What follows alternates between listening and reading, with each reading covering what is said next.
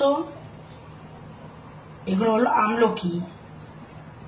আমলকি খাওয়া খুব ভালো, নুন দিয়ে অনেকে খায়। আমরা সবসময় কি করি, কেনাগুলো খাই না, বাজার থেকে কাঁচা কিনে নিয়ে আসি, তারপরে নুন দিয়ে রাখি, জারের মধ্যে ঢুকিয়ে আমি তো কাঁচা কাঁচাই খেয়ে নিই। ধুয়ে নিয়েছি, এবারে কাটবো, পিস পিস করে কেটে নিয়েছি। এবার জারের মধ্যে আমি নুন দিয়ে রাখবো, মধ্যে দিয়ে আমি বিট লবণ পরিমাণ মতন দেব, গোলমরিচ দেব, দিয়ে আমি ভালো করে চামচ দিয়ে এদিক ওদিক করে দেব, উলট পালট করে দেব।